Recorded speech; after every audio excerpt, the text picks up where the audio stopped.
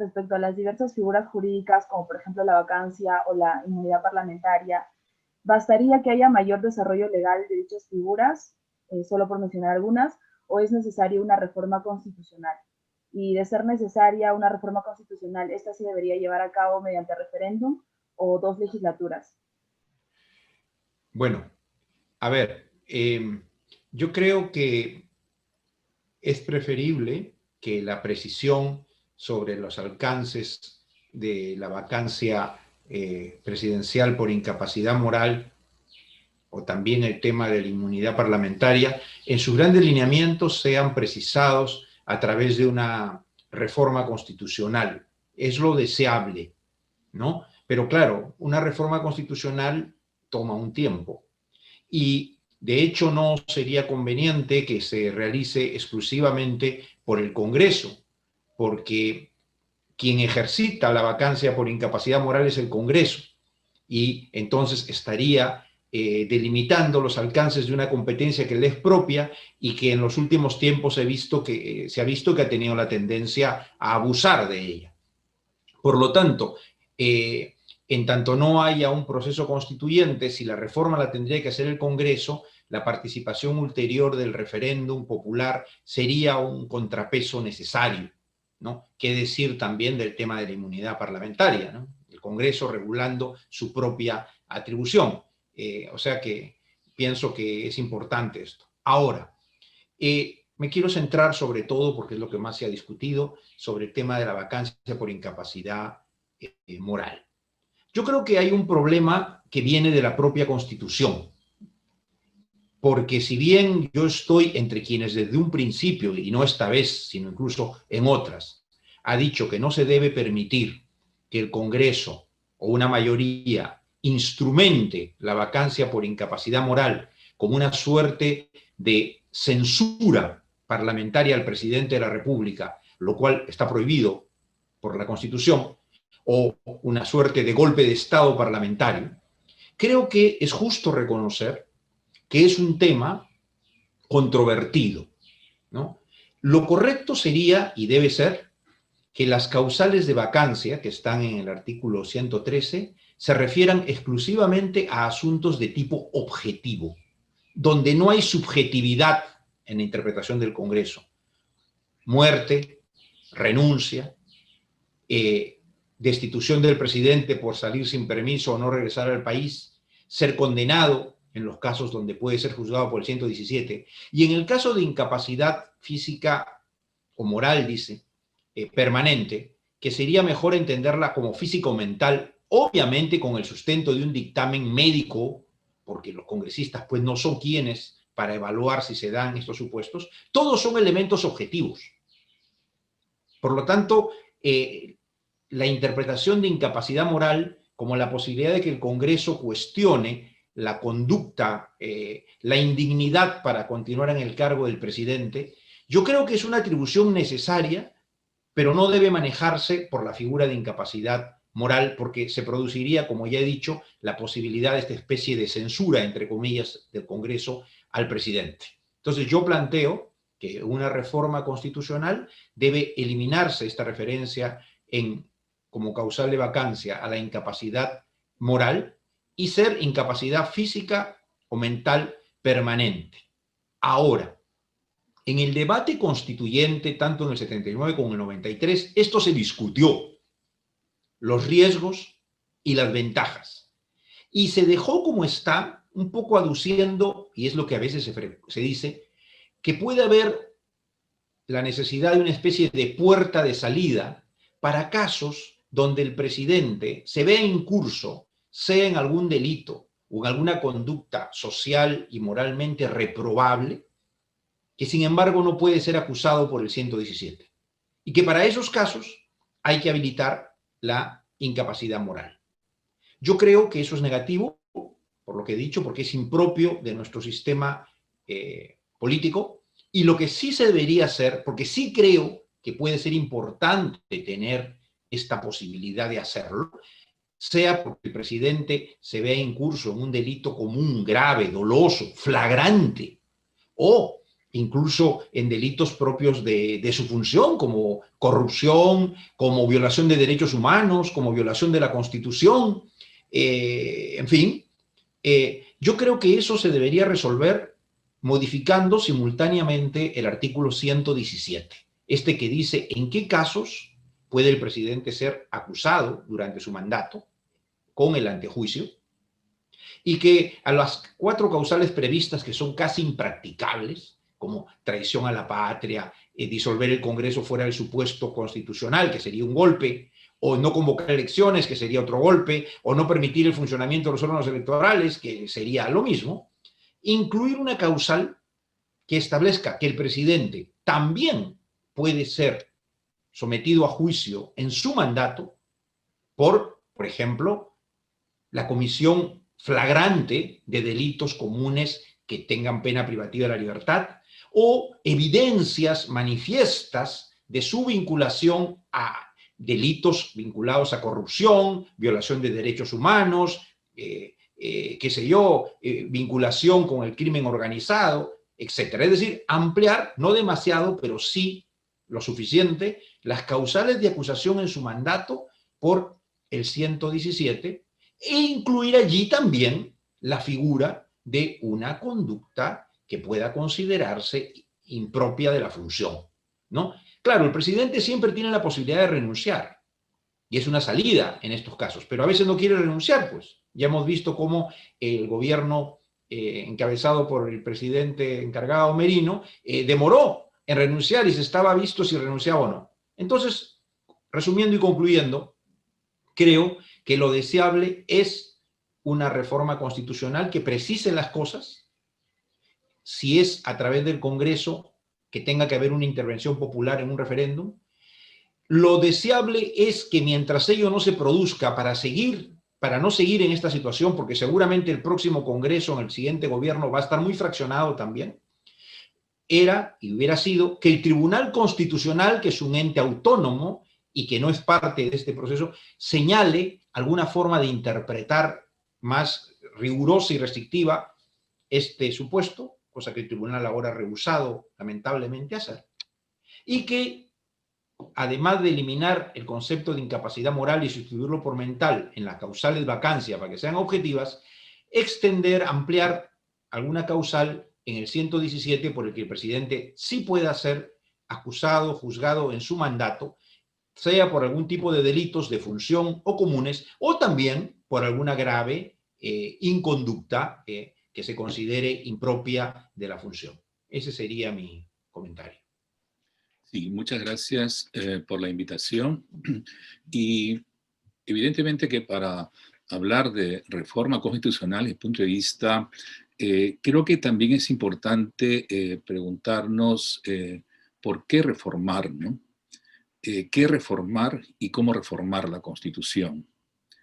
Y eso supone realizar un breve diagnóstico, ¿no?, de lo que viene aconteciendo con las instituciones constitucionales como la actual, que ha traído todo este debate público y este desequilibrio, ¿no?, en el ejercicio de balance de poderes tan delicado de un sistema sin partidos políticos, ¿no?, y de liderazgos transitorios, efímeros muchas veces, ¿no? Porque habría que señalar que lo que no viene funcionando, ¿no?, en el día tiene que ver también con otros mecanismos propios de la parte orgánica de la Constitución, que no viene únicamente encapsulada, sino de manera unitaria con los derechos, ¿no?, de los ciudadanos, que al elegir a representantes ante el Congreso, bajo un modelo incluso de organizaciones políticas y electoral, ¿no?, o un sistema electoral, termina produciendo lo que viene produciendo desde hace ya algunas décadas, diríamos, porque por algo estas crisis constitucionales, claro, no de esta magnitud, creo que se han ido gestando progresivamente al punto que empieza la eclosión de usar instituciones más allá del Parlamento legítimamente en su rol de oposición, interpela, censura, ¿no?, o que el Ejecutivo haya emprendido como un equilibrio de balance, aparte del pedido de confianza obligatorio 130, usar mecanismos del pedido de confianza facultativo, ¿no? El voto de confianza, el presidente incluso el 2018, Vizcarra llamó a una legislatura extraordinaria, ¿no? Para pronunciar sobre temas de corrupción, ¿no? Y luego el 2018 convocó un referéndum para 4 temas, ¿no? Que el pueblo votó a favor de 3, rechazó 1 que contaminaron, ¿no? El proyecto de reforma del sistema bicameral, el Congreso, con lo cual quiero decir que, y por último, la disolución del Congreso constitucionalmente realizada por vez primera en la historia constitucional, y ahora, ¿no? La vacancia no es un tema epidérmico, sino que tiene un conjunto de raíces institucionales que podría, quiero decir, si vamos a plantear una reforma, de pronto sale el problema por otro lado, ¿no? De modo tal de que, dicho esto, creo que una reforma integral parece que, desde mi punto de vista, sería lo más, digamos, prudente, ¿no? Y eso tiene que ver entonces también con la pregunta, entonces, ¿qué reformamos, no? Claro, las últimas reformas, aludidas a la del 2018, permitieron crear una Junta Nacional de Justicia, un tema de corrupción judicial, la prohibición de la elección inmediata de los congresistas en el siguiente periodo, ¿no? Dado el desgaste, ¿no? Y el mal uso, ¿no? De una serie de inmunidades, ¿no? Y otro tipo de irresponsabilidades que tienen. Y finalmente también el tema del control de los partidos políticos en su financiamiento. O sea, la corrupción política y judicial sigue siendo, creo que, un tema de agenda para plantear una reforma de un conjunto de instituciones, ¿no? Y es cierto, ¿no? Están en la palestra y en el consenso también temas como la inmunidad parlamentaria, ¿no? Que el Congreso pasado rechazó, y peor todavía, en su primera aprobación terminó expandiendo, ¿no? Ya cual irresponsabilidad absoluta, y más bien atribuyendo causales para mermar la autonomía y la independencia del poder del presidente de la República, hasta de los magistrados del Tribunal Constitucional. O sea, hay una falta de asesoría y de criterio político que creo yo que debe, recordando la Comisión de Bases, la reforma constitucional que creó Valentín Paniagua, donde estuvimos con Francisco Iguren, ¿no? Y con otros especialistas, hacer un diseño, ¿no? De qué temas deben querer reformarse. Entonces, sobre eso también hay que aplicar otro criterio, ¿no? Si vemos un momento constituyente donde hay capacidad de reflexión, crítica, movilización, como ocurrió en Chile, ¿no? Que el gobierno se oponía a la reforma y terminó un plebiscito para ir incluso a una asamblea constituyente, es un modelo chileno, ¿no? En el año 2000 se aprobó estas bases que fueron presentadas por el siguiente gobierno de Toledo al Parlamento, que dio lugar a una ley, ¿no? Para que se iniciara un proceso de reforma total de la Constitución aprobada por el Congreso con referéndum popular, ¿no? Y la regla interna fue incluso aprobable por 2/3, ¿no? De votos, pero quedó frustrado porque el APRA se retiró, dado que su candidato García quería y hacerlo, ¿no? El año 2006. Con lo cual, el tema de el qué reformar quedaba ya delimitado, y el problema cayó en cómo hacerlo, ¿no? Y cómo hacerlo es a veces la causal por la cual muchas reformas constitucionales de estas dimensiones no se producen, ¿no? De modo tal de que yo creo que, aplicando acá, decía, no solamente el concepto de momento constituyente, sino también el tiempo y la Constitución. El profesor Peter Heber ha escrito sobre eso. Creo que hay temas que son urgentes, temas que son necesarios y temas que son posibles o deseables, ¿no? Entonces, claro, creo yo que en esta coyuntura no podríamos aplicar un modelo de lo deseable o incluso hasta de lo necesario, sino lo urgente, ¿no? Lo urgente es que el Congreso, el tribunal, con esta sentencia que ha declarado improcedente la demanda, deja abiertas las puertas a que este Congreso o uno siguiente pueda volver a utilizar la vacancia por incapacidad moral de manera fraudulenta, ¿no? Porque para eso está el artículo 117 y los mecanismos del artículo 99 y 100, ¿no? Que llevan pues al antejuicio, ¿no? O al juicio político, ¿no? Por causales tasadas, ¿no? Y el uso arbitrario que se ha venido dando da lugar entonces a que se dé certeza y seguridad a que si va a haber una acusación, una vacancia, mejor dicho, sea también por otros requisitos, como las otras causales ya mencionadas, de carácter objetivo, ¿no? Y así en la Comisión de Bases de la Reforma se dijo, pues, que podría ser por incapacidad física o mental, certificada por un médico, ¿no? Y que aprobada por el Congreso, ¿no? Claro, es cierto que también la indignidad del cargo, ¿no? Siempre ha sido un tema que preocupa, ¿no? En la historia constitucional, pero yo considero que ese supuesto que recogió la Comisión de Bases tiene hoy mecanismos de control democrático más asentados, ¿no? Que el ejercicio presidencialista del poder del siglo pasado o el siglo XX, ¿no? La democracia ha ido avanzando al punto que la Comisión de Reforma Política que formó el gobierno de Vizcarra propuso precisamente la eliminación, ¿no? De esta causal de vacancia por incapacidad moral, porque ya en la experiencia de Kuczynski se notaba la punta, ¿no? De lanza de un uso arbitrario, porque perdió las elecciones la líder opositora, ¿no?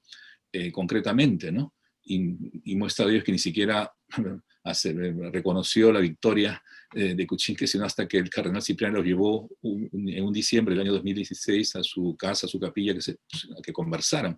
O sea, y la democracia es diálogo y pacto, pero a veces hay en estos movimientos antisistema que hay en el partido, movimientos religiosos, movimientos, digamos, de fuerza y orden, ¿no? Autoritarios y de una derecha, digamos, conservadora, que no respetan y no han respetado las reglas, porque en los conflictos entre el Parlamento y el Ejecutivo antiguamente se resolvían con golpes de Estado, ¿no? Y la nueva forma de hacer ahora son los golpes parlamentarios, y lo han hecho con Dilma Rousseff en Brasil, Lugo en Paraguay, ¿no? Zelaya en Honduras, ¿no? Y ahora con Vizcarra, ¿no? Entonces yo creo que la democracia tiene que avanzar, y yo creo que tiene que avanzar como se ha experimentado en estos últimos semanas, ¿no? Con la movilización de los ciudadanos, la generación del Bicentenario, ¿no? Que se conoce así, en la medida de que ellos han podido restablecer el orden constitucional que no podían ni las fuerzas políticas, y menos aún quienes controlaban el Parlamento, ¿no? Y creo que es tan importante porque este tema de la incapacidad moral, desde mi punto de vista, en la sentencia del tribunal, aunque brevemente nada más, porque hablaremos de eso después, significa un retroceso de 200 años de historia del Perú, ¿no? Porque antes de establecer nuestro régimen republicano, la tesis sustancial era la tesis de Thomas Hobbes. Autoritas non veritas facit legem, es decir, la autoridad, no la verdad, hace las leyes. Y ese poder monárquico pasó a un poder parlamentario que se fue controlando, pero que ahora se ha desbordado con ese artículo viejo, y que el tribunal ha dejado el plato servido a que el número de votos, y siguiendo un ritual de llamar al presidente acusado para que se defienda, simplemente se vota lo que ya está preconcebido, sin ningún mecanismo de investigación, de probanza mínima o de acreditación de derecho de defensa, un debido proceso, ¿no? Porque eso, claro, significa hacer de la vacancia presidencial un método fraudulento de lo que la Constitución ha previsto, y por eso la alternativa de la nulidad, de la derogación o de una reforma que sea sometida, ¿no? La vacancia presidencial resulta necesaria que sea sometida al pueblo, juntamente con el tema de, diría yo, de la inmunidad parlamentaria como un tema urgente, ¿no? Y de otro lado también la bicameralidad, ¿no? Que fue rechazada en el 2018 por ese contrabando que metió precisamente las fuerzas partidarias opuestas, ¿no? A un régimen democrático de balance de poderes, que es lo que ocurrió el año 99, en 92, cuando Fujimori hace un golpe de Estado, dice porque el Parlamento le ata de manos y el tribunal también, ¿no? O sea, parece que hay pues un ADN, ¿no? En que no se acepte una democracia, digamos, con los regímenes propios modernos del control y balance, que significa reconocer un gobierno como reconocer el rol de una oposición leal a la Constitución, y sino más bien las figuras arteras que se están usando en algunos países y en el Perú, porque también hay una suerte de un modelo de una democracia iliberal, ¿no? Que recibió los votos, yo puedo hacer lo que quiero con esos votos. Por eso también en materia de una reforma constitucional, la bicameralidad en un sentido razonable, ¿no? De pesos y contrapesos entre las cámaras, sin que los controles obstruyan, ¿no? La labor legislativa. Y diría que el cómo, ¿no? El cómo, claro, que de pronto el Parlamento, bueno, la iniciativa, ¿no? En su momento, y más allá del fraude que hubo en el Parlamento, el pueblo supo votar adecuadamente, ¿no? Rechazando la bicameralidad. Yo creo que ese método ha funcionado, ¿no? porque hoy por hoy también el Ejecutivo encuentra un respaldo, ¿no? Ciudadano en esta nueva conformación y salida democrática, que sería una iniciativa legítima, ¿no? Que si bien el discurso del presidente Sagasti no planteó reformas trascendentes, recordemos que la etapa transitoria de Paniagua salíamos, claro, de una dictadura que requería una reforma ciertamente sustancial y que se han ido haciéndolas, pero en este caso, si no se plantea una reforma total, ¿no? Por la urgencia, sí una reforma puntual de los tres temas mencionados, ¿no? Ahora bien, es cierto que anular la vacancia por incapacidad moral podría dejar, ¿no? En incertidumbre presidentes que tomando también la ley, pues deshagan el derecho, ¿no? Porque como solamente se les puede acusar por 4 delitos, pues por otro lado, pues como ocurría con Alan García, que decía la plata llega sola, ¿no? Pero yo creo que es cierto que hay que revisar el 117 y tasar, ¿no? De manera muy precisa, cautelarmente, supuestos que pueden, evidentemente, formar parte, ¿no? Como bien ha señalado Francisco, el tema de la corrupción es un problema estructural que tenemos, pero eso requiere de evidencias objetivas, ¿no? Que esté en un supuesto de infragancia, ¿no? O sea, de fragancia del hecho ilícito, ¿no? Y que requiera probanza, ¿no? Para poder ejecutar, ¿no? En un supuesto adicional de incapacidad moral que de pronto en la discusión está también que se sustituye por hechos ilícitos que la Constitución artículo 99 prevé, ¿no? En el ejercicio de su función, ¿no? Por eso la parte siempre de indignidad en el cargo, ¿no? Resulta un tema muy maleable, ¿no? Pero si se definiera bajo separaciones de hechos ilícitos propiamente, de lo que es una actuación contemplativa contra hechos ilícitos de ministros y viceministros, ¿no? Como ha ocurrido también, ¿no?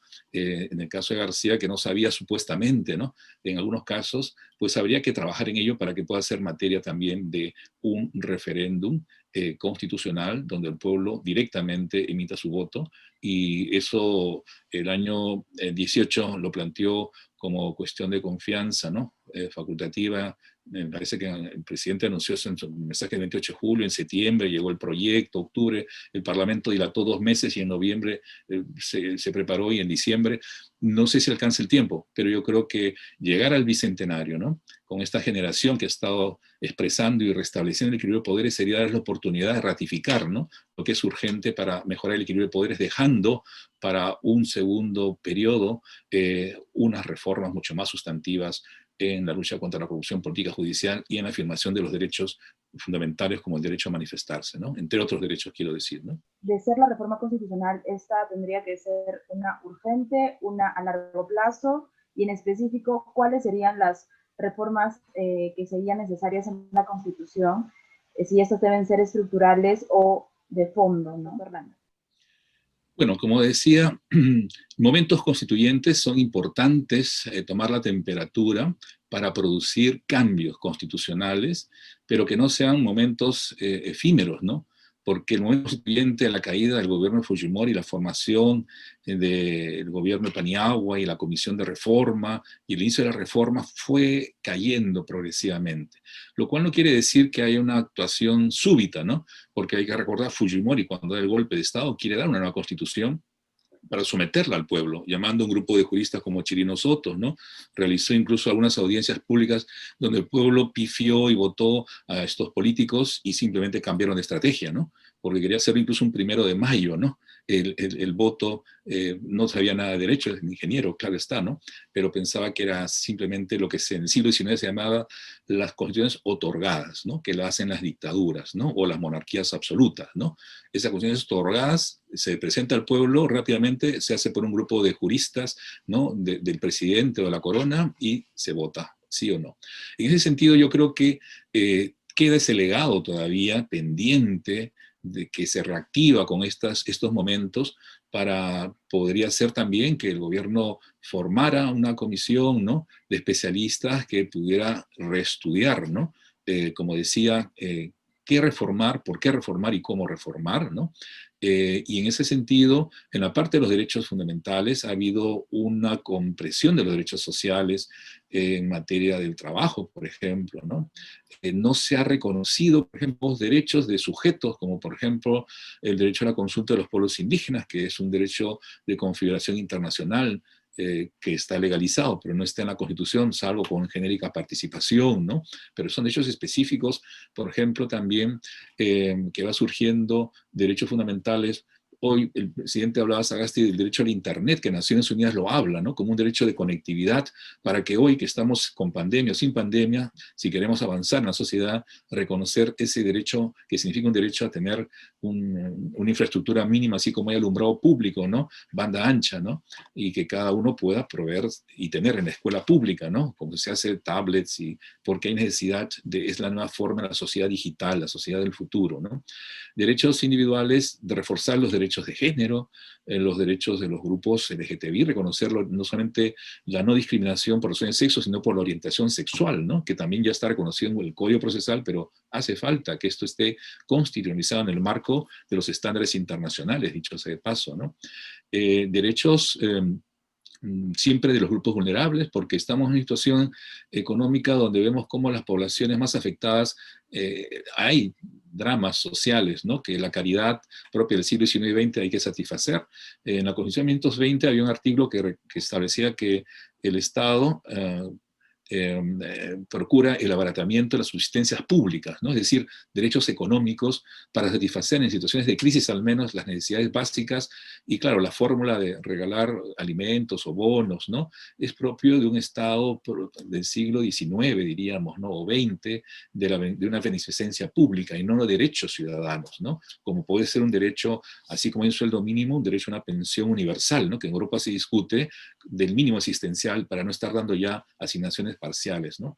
Y en la parte económica, ¿no? Más allá de lo ya político señalado en la pregunta anterior, yo diría que el modelo de la economía de mercado es un modelo que ha sido desviado, es una fórmula totalmente unilateral, ¿no? De la oferta, de la empresa, de la fijación de precios.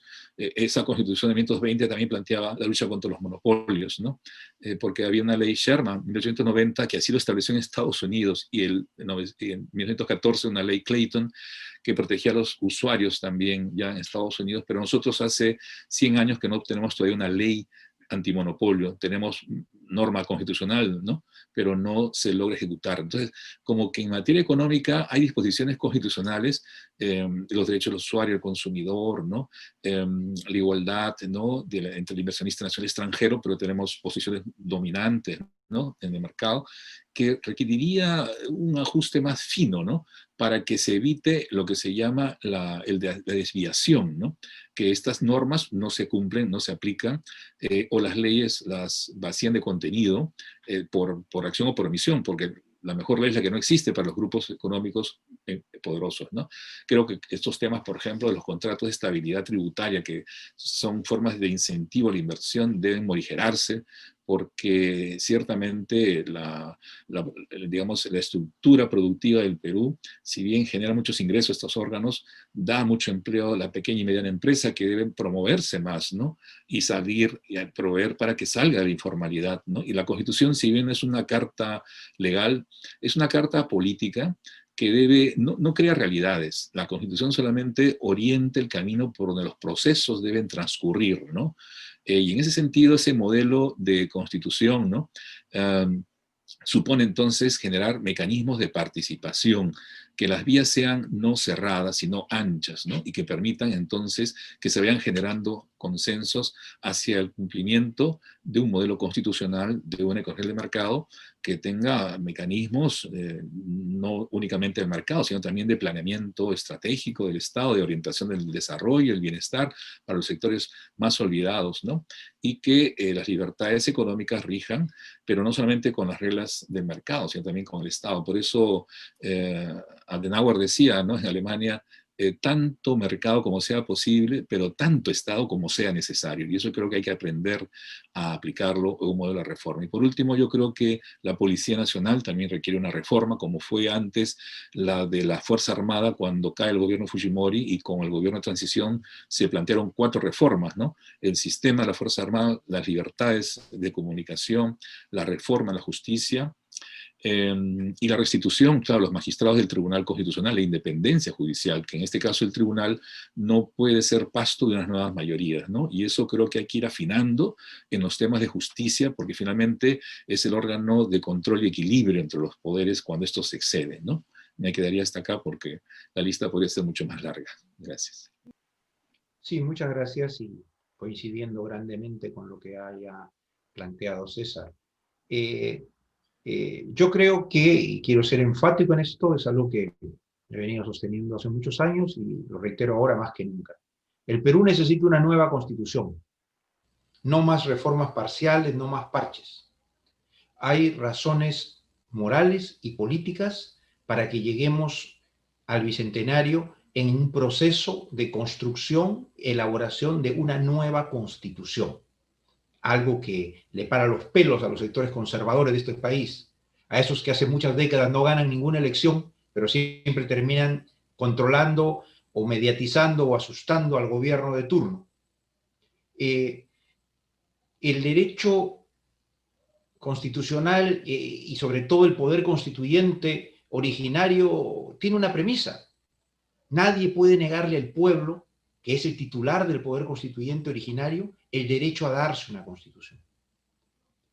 Y el hacer una nueva constitución, sobre todo en momentos de crisis política y moral como las que vive el país, que simplemente estamos terminando, todavía falta, creo, un poco más llegar al fondo, tocar fondo, pero la decadencia política del país es algo casi incontenible en los últimos tiempos, y no puede aceptarse que este clamor de una nueva constitución tenga que estar supeditado a lo que dice la constitución que se quiere cambiar, a la constitución que fue impuesta luego de un golpe de Estado por una mayoría oficialista en el Congreso, en un proceso no muy democrático y con una clara vocación autoritaria y de perpetuarse en el poder. Por eso un objetivo claro de la Carta del 93, que si bien repitió muchas cosas buenas de la del 79, buscaba la reelección presidencial inmediata, mayor poder a las Fuerzas Armadas y limitar sustancialmente los derechos sociales y económicos. Ese era su objetivo,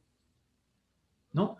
Entonces, hay razones políticas y morales, porque una constitución tiene que nacer de un pacto social, por las fuerzas que representan a los distintos sectores de la sociedad, pero con una vocación de mediano plazo de duración. La Constitución no es para mañana ni para 5 años, es acordar en un pacto social democrático reglas de juego por las cuales caminar en un devenir que nos lleve al desarrollo material y espiritual, a la prosperidad, a la libertad, a la justicia social, a la equidad. Por lo tanto, la coyuntura política autoritaria y golpista de que nace la Carta del 93 no es la coyuntura ni la realidad política del Perú de hoy. Han pasado ya pronto 30 años de esa realidad. Y moralmente nace de un autogolpe, de un régimen, como digo, con vocación autoritaria, que luego transgredió su propia constitución, que cae en medio de corrupción y de violación a los derechos humanos. No puede esa mancha que ha acompañado al origen de esa constitución y esta nueva realidad política, el emerger de nuevas fuerzas sociales como los jóvenes en el país. Hoy la mayoría del electorado no votó para la aprobación de la Carta del 93 porque o no habían nacido o no votaban. Entonces creo que hay razones políticas y morales para una nueva constitución. Para una nueva constitución que, claro, la Carta del 93, como casi todas las constituciones, con vocación de permanencia, no habla de asamblea constituyente. Supedita cualquier reforma total o parcial de la Constitución al Congreso ordinario, previendo eventualmente el referéndum en caso de que no se logren en 2 legislaturas consecutivas 2/3 de los votos. Pero insisto, lo que decía al empezar, no se le puede negar al pueblo el ejercicio del poder constituyente. En Colombia, para la Carta del 91, precisamente, se incluyó en el proceso electoral una boleta adicional donde se le preguntaba al pueblo qué es el dueño del poder constituyente, porque el titular del poder constituyente no es el Congreso, no es el presidente, no es el Tribunal Constitucional, es el pueblo. Claro, lo que pasa es que decir pueblo le suena a algunos demagógico, ¿no? Pero esa es la esencia del poder constituyente. Ese es el sustento de una constitución, de su aprobación y de su vigencia, hasta cuando ese pueblo o una crisis política generen convicción de que ha llegado el tiempo, ante una nueva realidad política y ante un futuro que se quiere distinto, de hacer una nueva constitución. Se podría, una posibilidad, es consultar en el próximo proceso electoral al pueblo. No vamos a discutir si cabe o no como referéndum, porque también el referéndum diseñado es un referéndum muy mediatizado, ¿no? O sea, como que todas las cartas vienen marcadas y son adversas. Pero no se le puede negar la consulta al pueblo. Y que el pueblo diga, si quiere una nueva constitución, mediante un proceso constituyente, y ya sea por una asamblea constituyente que se dedique solo a eso, distinta al Congreso, o como decía César, que puede ser otro camino, que un grupo de expertos como la comisión de base que convocó el presidente Valentín Paniagua, prepare un proyecto, solo un proyecto, que se le entregue al Congreso para que lo revise, pero que sea sometido finalmente al referéndum popular. Porque la tarea constituyente, a la par de la tarea legislativa ordinaria, como el llamado eufemísticamente Congreso Constituyente Democrático, ya sabemos que no conduce a nada bueno. Son dos tareas diferentes. Entonces, yo creo que sí, una nueva constitución. Lo único que podríamos objetar es que, aunque es tan necesaria, el momento es particularmente crítico. No hay organizaciones políticas. Hay una absoluta crisis de representatividad. Como dice la población, no se siente representada por ningún movimiento ni agrupación política. Pero, ¿qué podemos hacer?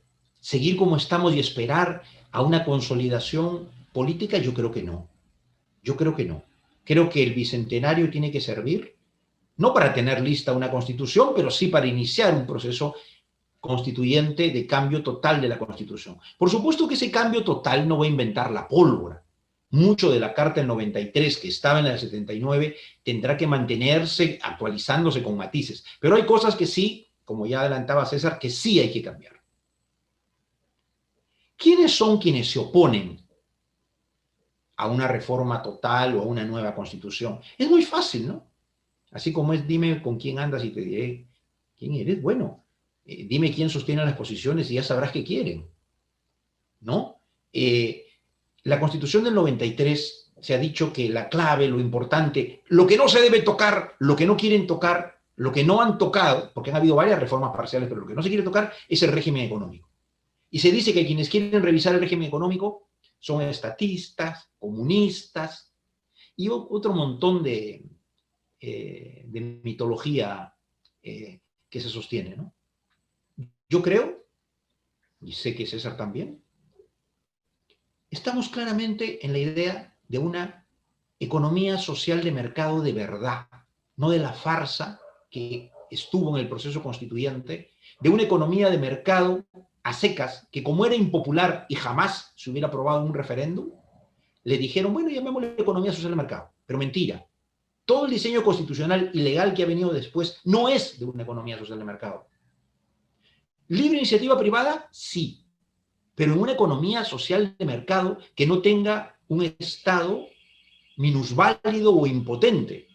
La reciente crisis que vivimos, económica y de salud, ha puesto en evidencia la fragilidad de ese modelo económico.